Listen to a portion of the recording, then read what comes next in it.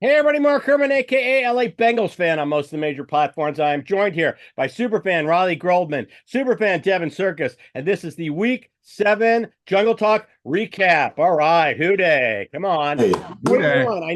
I know, it wasn't a pretty win, but it was a win. We didn't pull our hair out. There's a lot of positives, minus obviously the Geno Stone ending. Should have been. I don't want to. I don't want to complain, but it should have been not even this close. We hung around midfield the entire first half and got no field goal attempts. Not a one. Well, I Yeah, would. couldn't get past midfield. Couldn't even get it into not even the red zone, into striking territory. I was. But how many times did we take over at like the 40 or the 50-yard line on midfield? Yeah, it was two Or or three one, times overall in the game. one. But look, I'm gonna come from the other side, and my takeaway from that game is a term that's regularly used in the NCAA tournament in the first two rounds: survive and advance. It's Yeah. Cleveland. No, no, no. yeah, Never pretty. As awful as they are, their defense has kept them in most weeks. I mean, last week they had Philadelphia, and I want to say that game was in Cleveland. I could be wrong. 20-16 game. I mean, their defense is still really good. Yeah. They'll get blown out a couple times because their offense is so bad, but for the most part, their defense is going to give them a chance to compete. absolutely. My big takeaway from today is that our defense looks really, really good 2 weeks in a Yes. row. Yes. Defense won the game. Yes, and we're going to blow the victory horn. Now I'm trying a Oh, different mic, so let me see. It's my mic mutes it because it's a sudden noise. So, and then the I'm mic. proud of it. So that's for our defense kept us in this game. Our defense is because we just played the field position game and it's kind of just ugly because you're sitting there watching it. And you're going, whoa, we started a Charlie Jones. Not only did he give us the kick return, but then on punt return he put us in almost at midfield, and Yeah. we didn't turn it into points. Hubbard Finally was intercepts the effective. ball and we don't turn it into points at midfield. So here we Yeah. go. Cheers, though. But this is hey, 3-4. We get to here we go. Ready? You know, I'm drinking alone. No, come I got on. nothing. All right. Here we go. I'll go water with you. I got water. All right, 2 waters and a tequila blanco. All right. So, the Charlie Jones, hey, special teams. They gave us. Did you see their special teams?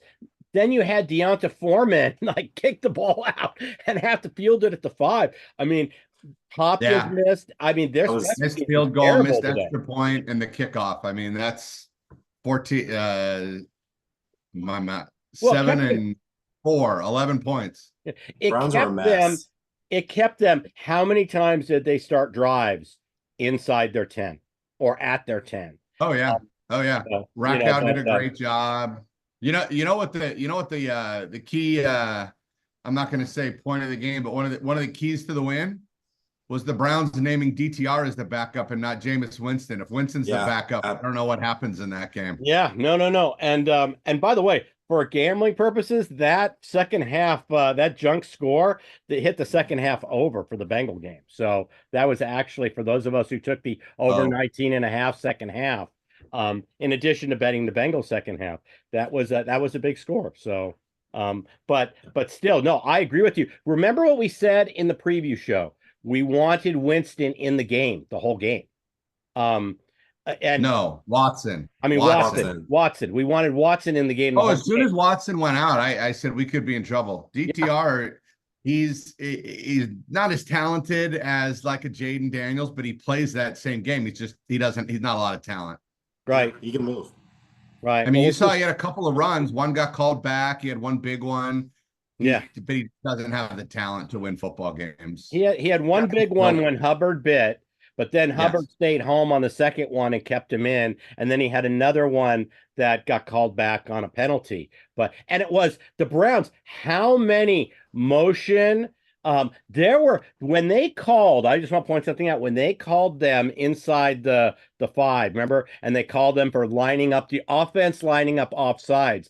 There was play prior to that, if you noticed, I was yelling at my TV going, the wide receiver's offsides. They had a wide receiver who's, how they have the imaginary line?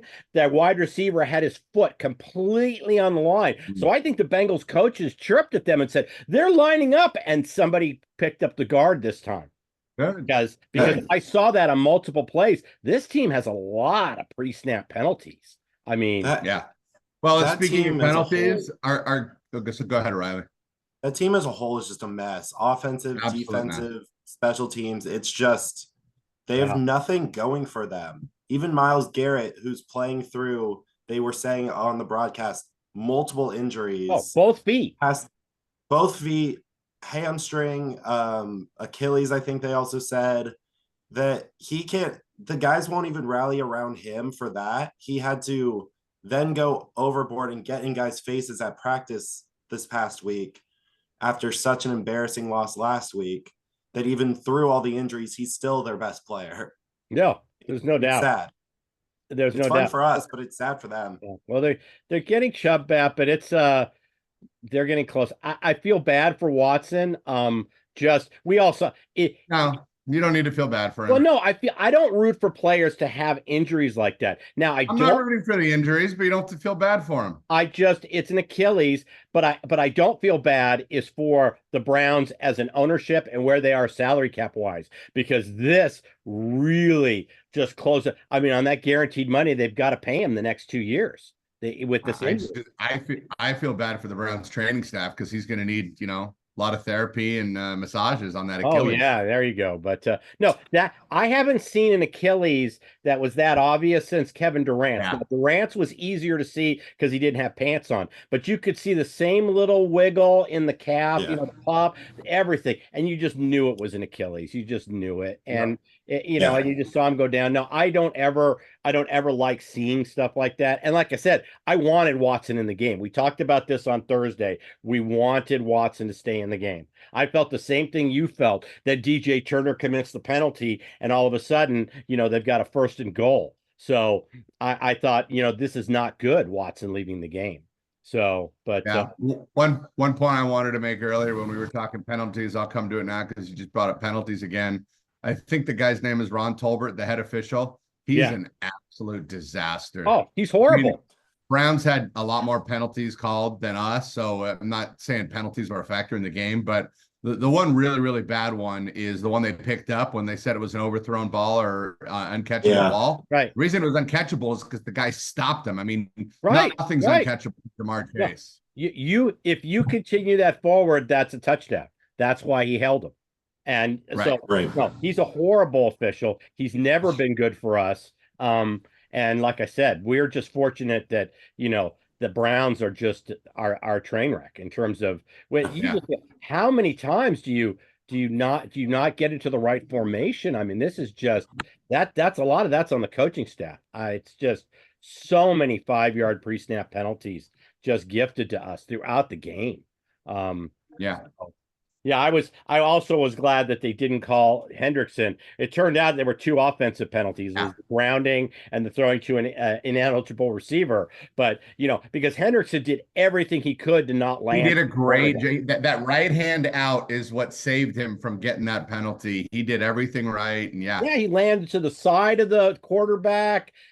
He wasn't late. I mean, he was, like I said, I was going to be very upset if they called Hendrickson on anything. And I didn't put anything past this officiating crew because this has never been. Well, we had another one go our way when Osai had a big hit on Watson that some thought was going to be a late hit when there was a flag on the ground. I think that one was grounding also, but that was clean as a whistle. Didn't land on him. He actually did a great job as well. And Watson's feet were above his head. Right. Osai had him, and on the way down, did a good job just turning it up to not drop penalties. So kudos to the D-line, and that they're doing something right in prepping and practicing and being prepared for that. We had a play where we almost had either a safety or they were starting their drive inside the 10.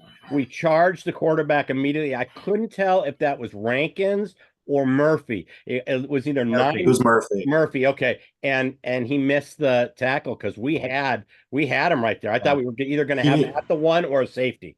He didn't miss the tackle. Chip blocked him. Yeah, Chubb chipped him.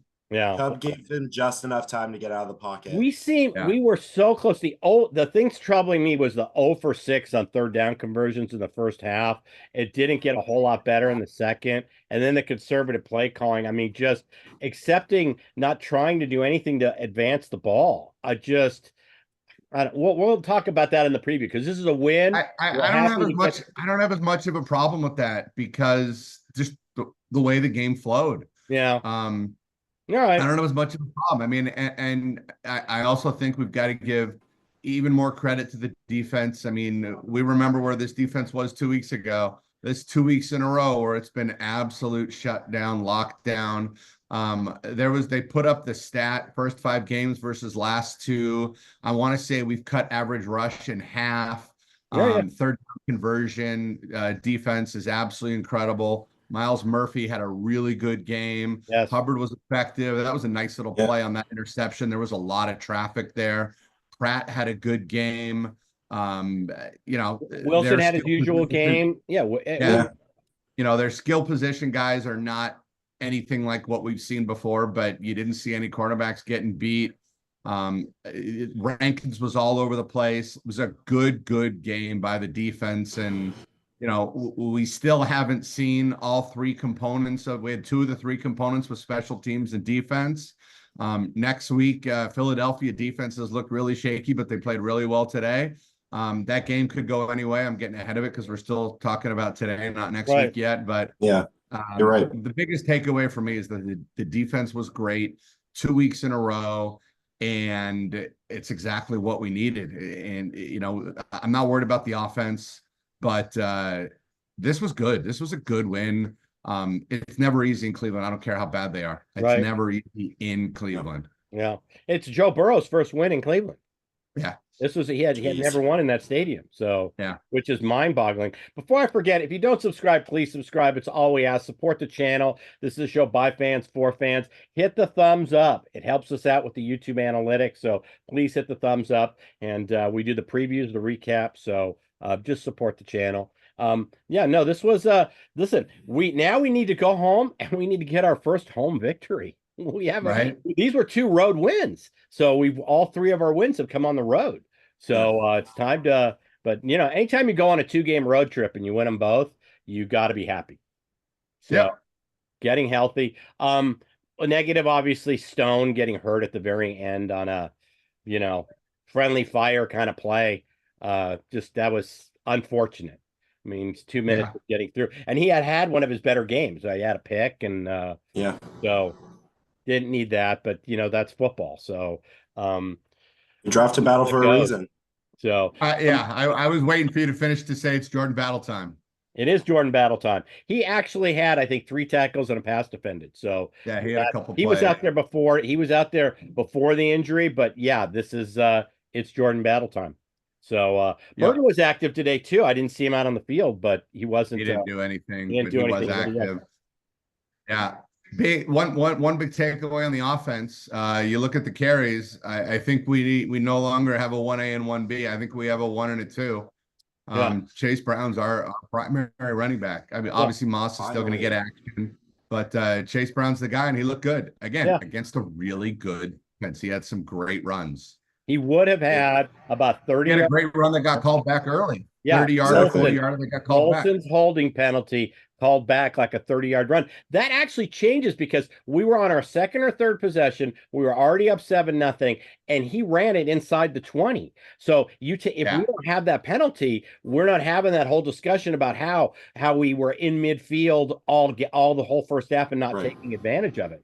So in the offseason, we have to look for a Volson replacement. He is the weak link on the line.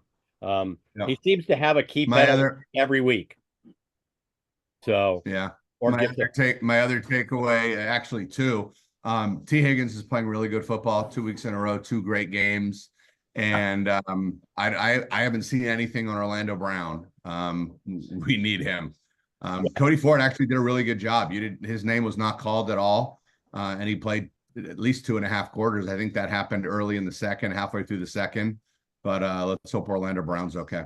Yeah, he actually Cody Ford you had the Myles Garrett offsides was on the Cody Ford side.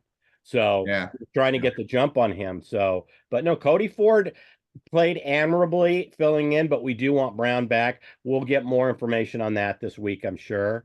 So, Yeah, there's no updates so far on that one. yeah. But So, I didn't and then think so. the Eagles, I want to point out, the Eagles got healthier on defense as well 2 weeks ago. And that's why the last 2 weeks you have seen a different Eagles defense today, the last definitely. 2 weeks. So just Yeah, like the us, Giants did absolutely nothing today against them. yeah. Daniel So, Jones got benched.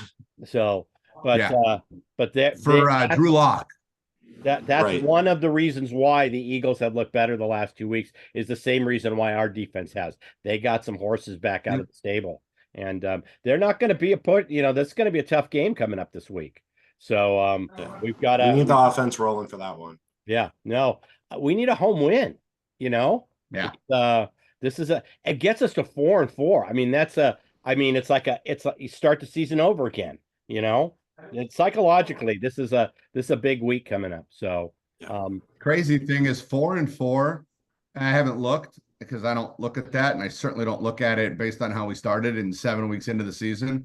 4-4 could have us at a 6 or 7 seed or a game out. That's what's crazy about the AFC right now. oh yeah, no, but we're right in the thick of things. I mean, everything's right in front of us when you think about it. We've got the Yep. Eagles, we've got the Raiders, and then we've got the big Thursday nighter in Baltimore. So, We're currently ninth in the AFC at 3-4. I mean, that's with games to be played the rest of the week or the rest of the day. So that's not entirely accurate, but we're a 9 seed at 3-4. well, the Chiefs are already ahead of us. They're already figured in and they're playing. And the only other AFC team to be playing, Yeah. would be the Jets. Jets. Yeah, because Baltimore playing Monday is already figured in. So, yeah, I mean, Well, I'm just worst looking thing at is the we'd be ESPN 10th. rankings right now. Yeah, worst thing is we'd fall back one if the Jets had a tiebreaker or something. I don't know where the Jets Okay. record is right now. It doesn't matter. They're Yeah. 2 and Jets are 4 right behind also. But us. listen, there's no trophies in the middle of the year. So I'm a Phillies fan, and we made a very quiet exit out of the postseason from baseball. And I said, well, that's because we peaked at the All-Star break. They don't give away the trophy at the All-Star break. And I said it when they were doing it to a Dodger friend, to a friend of mine who's a Dodger fan. I said it right there. I said, oh, we're playing to it. This is not Phillies play, the previous years play better at the end of the season, not at the All-Star break. So it's all about peaking at the end. So, by the way, Dodgers close things out tonight. I'm on it. I know Devin, and then you're going to get are you going to do your YouTube show with you and Jake? Yeah, we just might. Okay. That could be some fun television. I will definitely tune in. If you put a live stream up with the two of you, I'll watch. I don't know how many people will watch, but I would watch that. So that's good reality TV, especially because you guys forget that the camera's on when you're watching the game. Yeah. So that's when it gets to be good reality show TV. So, all right. Well, if you don't subscribe, please subscribe. It's all we ask. Not a pretty win today, but a great win. Defense looked good. We're rolling. We'll do our preview show on Thursday. And Riley, you want to tell them where they can find you on X or Twitter or whatever we're calling it these days? Yeah, haven't posted there in a minute, so I'll just shout out the podcast. The MFL podcast on Spotify, posting twice a week. Got an episode up today. Should have an episode recapping the weekend of football on Wednesday. So check it out. All right, start throwing it in the comments. The link It was too late. It was too late. I went to bed after we filmed last time. All right, well, put it in. It doesn't have to be the first thing. Put it in the comments so the people have the link. So, all right, and we will be back Thursday with a preview of the Eagles home game coming up. And with that, I'm going to say, hooday, everybody, and enjoy the rest of Sunday. Hooday. Hooday. Dodgers. Go Dodgers.